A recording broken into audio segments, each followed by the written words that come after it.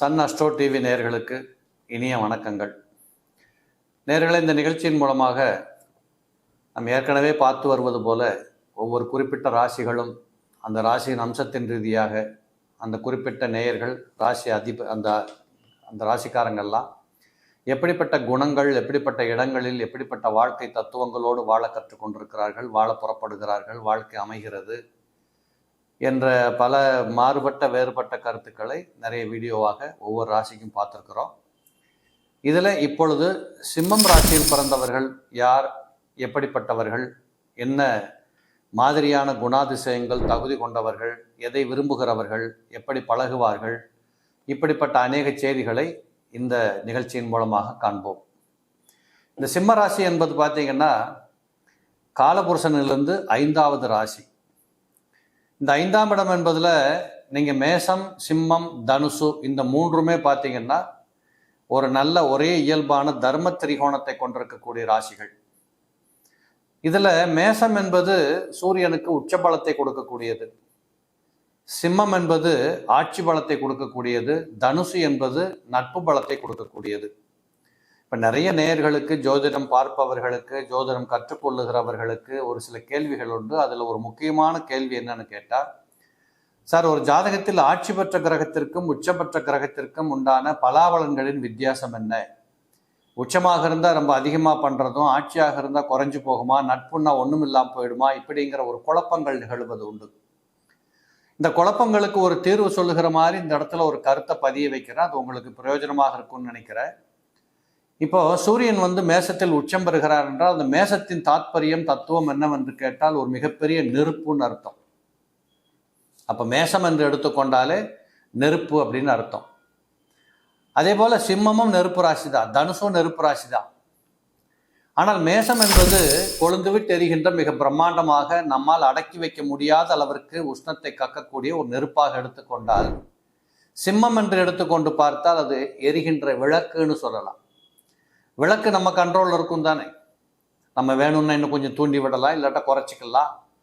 So இது எதுக்கு சொல்கிறேன்னு கேட்டிங்கன்னா, இவங்களுடைய குணங்களில் கூட ஒரு விளக்கு எப்படி தூண்டி விடப்படுகிறது, எப்படி குறைக்கப்படுகிறது, அது வெளிச்சம் தருகிறது, எந்த அளவிற்கு பயன்படுகிறது, எந்த இருட்டுக்கு அது தூய்மைப்படுத்துகிறது, இப்படிங்கிற அளவிற்கு இந்த சிம்மம் என்பது ஒரு விளக்கு அப்படின்னு அர்த்தம்.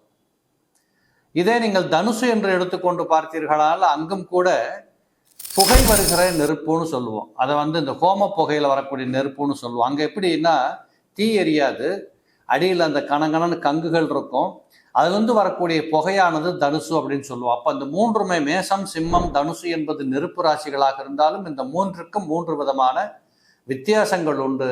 இந்த வித்தியாசம்தான் ஆட்சி, உச்சம், அதே மாதிரி நட்பு அப்படிங்கிறதுக்கு நீங்கள் எடுத்துக்கொள்ள வேண்டிய அந்த விகிதாச்சார பலன்கள். இப்போ மேசம் என்பது நெருப்பு, அது எப்படி அதிக வெளிச்சம் கண்ணுக்கு கேடுன்னு சொல்லுவோமா இல்லையா, அப்படிப்பட்ட தன்மையை கொடுத்துரும். ஆனால் சிம்மம் என்பது விளக்கு, நமக்கு அழகாக பயன்படக்கூடிய ஒரு வெளிச்சத்தை கொடுக்கக்கூடியது.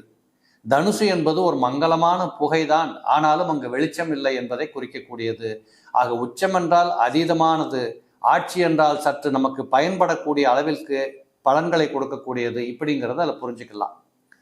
இல்லை, இந்த சிம்மத்தில் பிறந்தவங்கெல்லாம் பார்த்தீங்கன்னா எப்பொழுதுமே பார்த்தீங்கன்னா அவங்களுக்கு ஏதோ ஒரு வழியில் அவங்களுடைய பாரம்பரியத்தை சொன்னால் கொஞ்சம் தெரியும். ஒரு கிராமப்புறமாக இருந்தாலும், ஏழைகளாக இருந்தாலும், அவர்கள் ஏதோ ஒன்று அந்த கிராம சூழலில் ஏதோ ஒன்றை சாதித்த ஒரு பரம்பரையில் ஒரு காவலாளியாக இருந்திருக்கலாம், ஒரு கிராமத்தை நிர்வகித்தவர்களாக இருந்திருக்கலாம். இப்படி ஒரு விதமான அந்த கிராமத்திற்கு சூழலில் ஒரு பேர் புகழ் பெற்றிருக்கக்கூடிய ஒரு அம்சத்தில் ஒரு பின்புலம் அப்படிங்கிறது அவங்களுக்கு இருக்கும். இதே நகர்ப்புறங்கள் என்று எடுத்துக்கொண்டால் சொல்லவே வேண்டாம். ஒரு அரசு ஊழியருக்கு பிறந்த குழந்தைகள், ஒரு ஃபேமஸானவங்களுக்கு பிறக்கிற குழந்தைகள், முக்கிய பதவிகளில் இருப்பவருக்கு பிறக்கிற குழந்தைகள், இப்படி இந்த சிம்மத்தில் பிறப்பவர்களுக்கென்று பின்புலத்தில் அடையாளப்படுத்தி கொள்ளக்கூடிய அளவிற்கு ஏதாவது ஒரு தகவல், ஒரு பெருமை சேர்க்கின்ற அமைப்புகள் கண்டிப்பாக இருக்கும். அதே போல் இந்த சிம்மத்தில் பிறக்கிறவங்கெல்லாம் பாருங்களேன், எப்போதுமே தனக்கு தேவையானவற்றை தானாக எடுக்கணும், ஒருத்தரையும் நம்ப மாட்டாங்க. ஆனால் நம்பிட்டாங்கன்னா நம்பி ஏமாந்து போகிறதும் உண்டு. அது என்ன அர்த்தம்னு கேட்டிங்கன்னா, சிம்மராசிக்காரங்களுக்கு ஒன்று நம்பாமல் ஒரு விதமாக முரண்பட்டு நின்று கஷ்டங்களை அனுபவித்து கடந்து வருவாங்க. இல்லை நம்பினதுக்கப்புறம் கூட இருக்கிறவங்க நம்பிக்கை துரோகம் பண்ணிட்டாங்களே அப்படின்னு வருத்தப்படுறவங்க இருக்காங்க.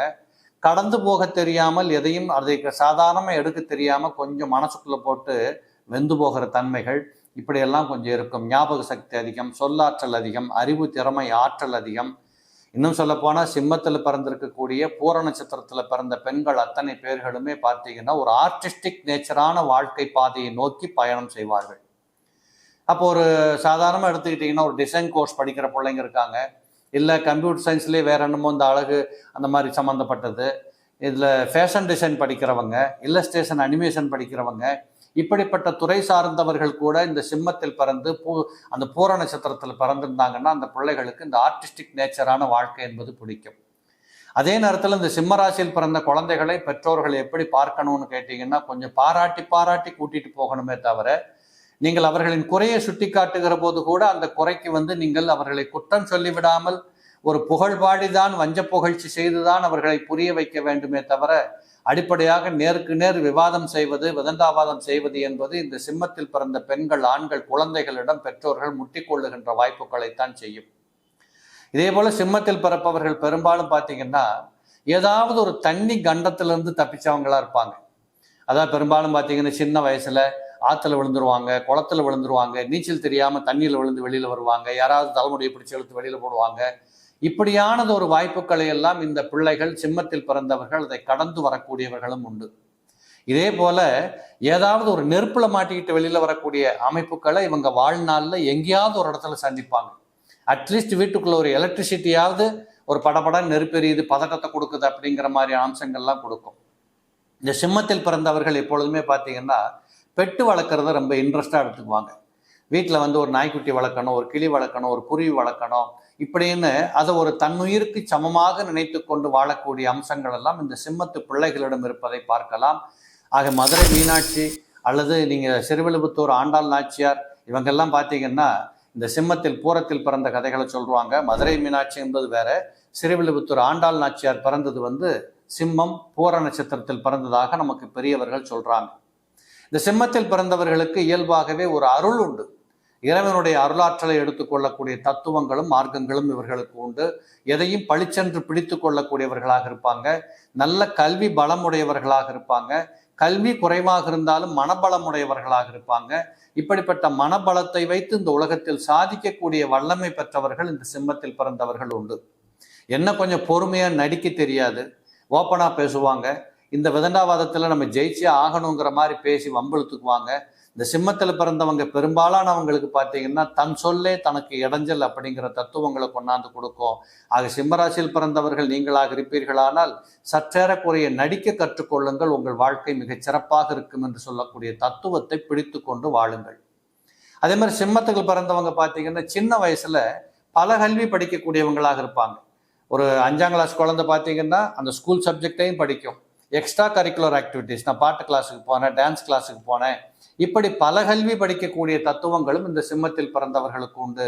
பக்கத்தில் புதன் உச்சம் பெறுகின்ற ராசியாக இருக்கிறதுனால அறிவு திறமை ஆற்றலை பயன்படுத்தி பெயர் புகழ் கௌரவம் இளமையில் சம்பாதிக்கக்கூடிய தன்மைகள் எல்லாம் இவர்களுக்கு உண்டு. ஆண் பிள்ளைகளாக இருந்தால் கொஞ்சம் விளையாட்டு துறைகளில் எக்ஸசைஸ் பண்ணுறது, இந்த சிலம்பாட்டம், பழைய நாகரிகமான பண்பாடு கொண்ட அந்த விளையாட்டுத்துறை சார்ந்த அமைப்புகளை கற்றுக்கிறது, இதெல்லாம் கூட இவங்களுக்கு கொஞ்சம் பிடிச்ச மாதிரி இருக்கும். அதே மாதிரி இவர்களை பொறுத்தளவு நல்ல லாங்குவேஜ் ஃப்ளூயன்சி என்பதை எதிர்பார்க்கலாம். அநேகமாக சிம்மத்தில் பிறந்தவர்கள் பார்த்தால் எதையுமே அழகாக பேசக்கூடியவர்கள், ரொம்ப இனிமையாக பேசக்கூடியவங்க, நல்ல குரலோடு பேசக்கூடியவங்க, இப்படிங்கிறதெல்லாம் கூட இதில் பார்க்கலாம்.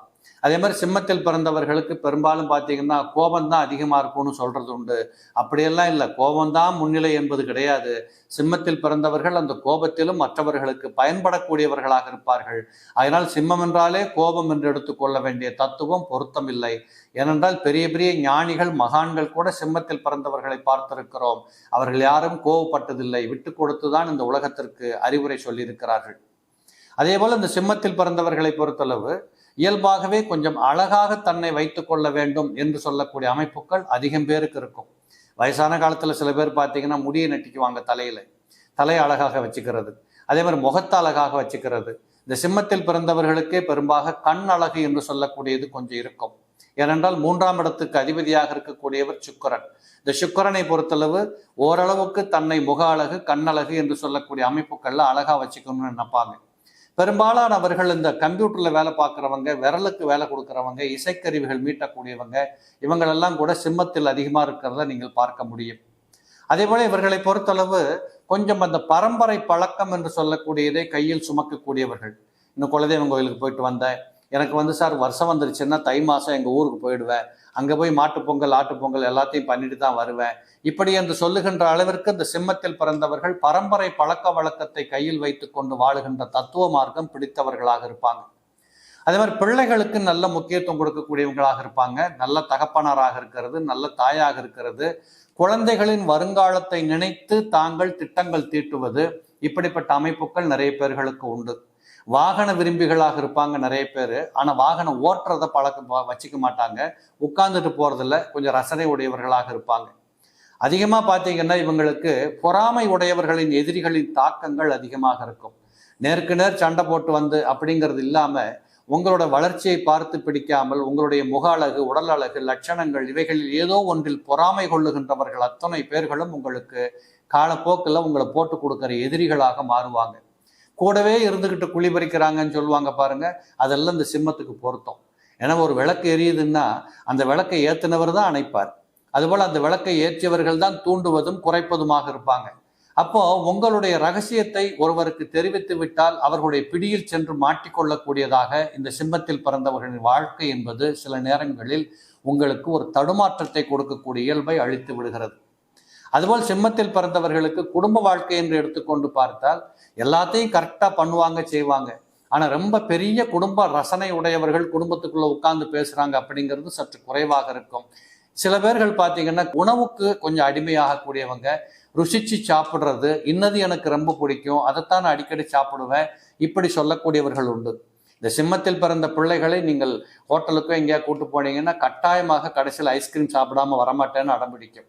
இப்படிப்பட்டதெல்லாம் இந்த சிம்மத்தில் பிறந்தவர்களுக்கு உண்டு. பெரும்பாலும் இந்த சிம்மத்தில் பிறந்தவர்களுக்கு பார்த்தீங்கன்னா நரம்பு சம்பந்தப்பட்ட வியாதிகள், வயிற்றுக்கோளாறுகள், இது மாதிரியான துன்ப துயரங்கள் வருவதற்கு வாய்ப்புகள் உண்டு. நான் முதல்லே சொன்னேன், ரொம்ப ஃபேமஸான வீட்டில் பிறக்கக்கூடிய பிள்ளைகள் சில இடங்கள்ல இந்த சிம்மத்தில் உண்டுன்னு சொன்னேன். அப்போ நீங்கள் வறுமை ஏழ்மையில் ஒரு குழந்தை சிம்மத்தில் பிறக்காதான்னு கேட்டால் நான் சொல்கிற ஃபேமஸ் அப்படிங்கிறது வறுமையோ இந்த பணக்கார தத்துவத்தையோ சொல்லலை. அந்த குடும்பத்தின் பின்புலத்தில் 2 தலைமுறைகளில் பார்த்தால் எங்கேயோ ஒருத்தர் கொஞ்சம் பேர் புகழோடு இருந்திருப்பார், அது எங்கேயோ ஒரு சப்ஜெக்ட்ல இருந்திருப்பாங்க அப்படிங்கிறத பொருத்தம். சில பேர் பார்த்தீங்கன்னா வசதியான வீட்டுகளில் பிறக்கக்கூடிய பிள்ளைகள் தொழில் அதிபர்களுக்கு பிறக்கக்கூடியவங்களாக இருப்பாங்க. பெரிய MP MLAக்களுக்கு, மந்திரிகளுக்கு பிறக்கக்கூடிய பிள்ளைகள், இப்படிப்பட்டவர்களெல்லாம் கூட சிம்மத்தில் பிறக்கக்கூடிய வாய்ப்புகள் உண்டு. இந்த குருமார்களை சற்று வணங்கி வருகின்ற பழக்கத்தை எடுத்துக்கொண்டால் சிம்மத்தில் பிறந்தவர்களின் வாழ்க்கை தடுமாற்றம் இல்லாமல் செல்லும். ஏதாவது ஒரு பள்ளிக்கூடத்து வாத்தியார் உங்களுக்கு ஞாபகம் இருந்ததுன்னா அவங்கள கொஞ்சம் மரியாதை பண்ணுறது, போய் பார்க்கறது, போய் அவங்க கிட்ட கொஞ்சம் ஆசீர்வாதம் வாங்கிக்கிறது, இப்படிங்கிறதுல தப்பு இல்லை. இப்படிப்பட்ட அமைப்புகள் மிகச் சிறப்பை கொடுக்கக்கூடியதாக இருக்கும். நிறைய பயணங்களை விரும்பக்கூடியவர்கள் கூட சிம்மத்தில் பிறந்தவர்கள் உண்டு. ரசனையோடு ஊர் சுற்றி பார்க்க புறப்படுவார்கள். இப்படிப்பட்ட அழகு லட்சணங்களை விரும்பக்கூடியவர்கள், இயற்கை காட்சிகளை ரசிக்கக்கூடியவர்கள் சிம்மத்தில் பிறந்தவர்கள் அதிகம் பேர் உண்டு. இருந்தாலும் ஒரு ஆணை இடுவதற்கும், ஆர்டர் போடுறதுக்கும், ஒரு டீமை இயக்கிறதுக்கும், வழி நடத்துறதுக்கும் கூட சிம்மத்தில் பிறந்தவர்களுக்கு நல்லா தெரியும். எந்த ஒரு கையில் ஒரு தொழிலை கொடுத்தாலும் அதை எப்படி பண்ணணும், யாரை வச்சு பண்ணணும், அவன்கிட்ட கொடுத்துட்டு எப்படி வேடிக்கை பார்க்கணும், எப்பொழுதுமே ஒரு நல்ல முதலாளி, நல்ல ஒரு மேனேஜர், நல்ல ஒரு டீமை இயக்கக்கூடிய மனிதர் எப்படி இருப்பார்னு கேட்டால் வேலையை 4 பேருக்கு பிரித்து கொடுத்துட்டு அந்த 4 பேரும் எப்படி பண்ணுறான், அதில் யார் நல்லா பண்ணுறாங்க இப்படின்னு செலக்ட் பண்ணுறது தான் உத்தமமாக இருக்கும். இப்படிப்பட்ட தத்துவங்கள் எல்லாம் இந்த சிம்மத்தில் பிறந்தவர்களுக்கு கைவந்த கலையாக இருக்கும். என்ன இந்த சிம்மத்தில் பிறந்தவர்களுக்கு பூமி யோகத்தால் சில பிரச்சனைகள் வருவது உண்டு. இடத்த வாங்கிட்டு அல்லல் படுறது, இடத்தினால பிரச்சனை சம்பாதிக்கிறது, இடத்தினால அசிங்கப்படுவது, முட்டி மோதுறது, கோர்ட்டு கச்சேரிக்கு போகிறது, இப்படிங்கிறதெல்லாம் உண்டு. அதே போல் இந்த சிம்மத்தில் பிறந்தவர்கள் பணம் வச்சு பணம் சம்பாதிக்க புறப்படுகிற போதும் உங்களுக்கு சில சிக்கல் பக்கல் இருக்கும். 10 பேருக்கு நீங்கள் வட்டியை கொடுத்துருந்தா 2 பேரும் உங்களுக்கு திருப்பி கொடுக்க மாட்டான் அப்படிங்கிறதெல்லாம் நீங்கள் வாழ்நாளில் சந்திப்பீங்க. அதே போல் இந்த சிம்மத்தில் பிறந்தவர்கள் எப்பொழுதுமே அறிவு, திறமை, ஆற்றலை பயன்படுத்துகின்ற இது எந்த வயதிலும் குறையாமல் இருக்கும். 80 வயது ஆனாலும் உங்களுக்கு ஞாபக சக்தி, நீங்கள் செய்ய வேண்டிய வேலையை செய்வீங்க, அதற்கு தேவையான உடல் பலம், நலம் எல்லாமே உங்களுக்கு உண்டு. இதை கொஞ்சம் நல்லா பார்த்துக்கலாம். அடிப்படையாக இந்த சிம்மத்தில் பிறப்பவர்கள் 2 விஷயத்துல உடல்ல கவனம் வச்சுக்கணும். வயது போக போக கொஞ்சம் உங்களுடைய வயிற்றுக்கோளாறு, குடல் வியாதிகள் இல்லாமல், ஜீரண உறுப்புகளில் பிரச்சனை இல்லாமல், இன்னும் சொல்லப்போனால் மிக வயதானவர்களுக்கு கிட்னி ஸ்டோன் வர்றது, அல்லது கிட்னியில் கோளாறு வர்றது, இல்லை யூரின் ட்ராக் மோஷன் ட்ராக்ல பிரச்சனை வர்றது, இப்படிப்பட்ட தத்துவங்கள் எல்லாம் கூட இந்த சிம்மத்தில் பிறந்தவர்களுக்கு உண்டு. எப்படி பார்த்தாலும் இந்த சிம்மத்தில் பிறந்தவர்கள் இந்த உலகத்தில் அனைவரையும் ஒரு மாதிரியா பார்த்து முடிச்சு நல்ல அனுபவங்களோடு இந்த உலகத்தில் வாழ கற்றுக்கொண்டு செல்லக்கூடிய வாய்ப்பு பெற்றவர்கள் இந்த சிம்மத்தில் பிறந்திருப்பார்கள். இந்த சிம்மம் என்று சொல்லக்கூடியதே அந்த உங்களுக்கே தெரியும், காட்டுக்கு ராஜா சிங்கம், ஆனால் இது சிம்மம்னு சொல்கிறோம். ஆக இந்த சிம்மம் என்று சொல்லக்கூடியது ஒரு தலைமையேற்று நடத்துகின்ற அந்த அமைப்பை சுட்டி காட்டக்கூடிய அந்த சிம்பல், அந்த சிங்க சிம்பல். இருந்தாலும் இவர்கள் அந்த மாதிரி ஒரு வெறித்தனமானவர்கள் அல்ல. விளக்காக இந்த தேசத்திற்கு, இந்த நாட்டிற்கு, இந்த குடும்பத்திற்கு ஒரு விளக்காக திகழக்கூடியவர்களாக இந்த சிம்மத்தில் பிறந்தவர்கள் இருப்பார்கள். இதை நாம் எப்படி புரிஞ்சுக்கிறோம்? ஒரு குழந்தை வீட்டில் இருக்குது, வளருது, இல்லை உங்கள் அப்பா சிம்மத்தில் இருக்கிறாரு, இல்லை உங்கள் தாத்தா சிம்மத்தில் இருக்கிறாரு, உங்கள் அம்மா சிம்மத்தில் இருக்கிறாங்க, இவங்களோட நீங்கள் எப்படி உறவாடணும், எப்படி இருந்தால் அவர்களை நீங்கள் பயன்படுத்தி கொள்ள முடியும், இப்படிங்கிற தகவல்களோடு நான் சொன்ன கருத்துக்களை நீங்கள் வாழ்வியலோடு ஒத்துக்கொண்டீர்களானால், அதை பயன்படுத்த தெரிந்து கொண்டீர்களானால் உங்கள் வாழ்க்கை மிக சிறப்பாக இருக்கும் அப்படிங்கிறதான் உண்மை. எனவே சிம்மத்தில் பிறந்தவர்கள் என்றைக்கும் ராஜா, அதில் ஒரு குறைகளும் இல்லை. அதுலேயும் நான் சொன்ன மாதிரி ஒரு விளக்கு என்று சொல்லக்கூடியது வீட்டுக்கு தேவை. அந்த காலத்தில் கல்யாணம் பண்ணி ஒரு மருமக வீட்டுக்கு வந்தால் முதல்ல அந்த வீட்டுக்குள்ளே கொடுக்குற வேலை விளக்கேற்றி வைமா முதல்லன்னு தான் சொல்லுவாங்க. ஏனென்றால் அந்த விளக்கு என்பது ஒரு வீட்டிற்கு அவ்வளவு ஒரு முக்கியமான ஒரு அம்சம்.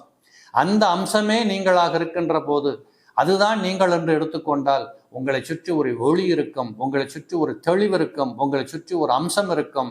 இப்படிப்பட்ட நல்ல இயல்போடு பிறந்த சிம்மராசினியர்கள் அனைவரும் சிறப்பாக வாழ வேண்டும் என்று வாழ்த்தி மீண்டும் ஒரு நல்ல தகவலோடு சந்திக்கின்றேன். நன்றி, வணக்கம்.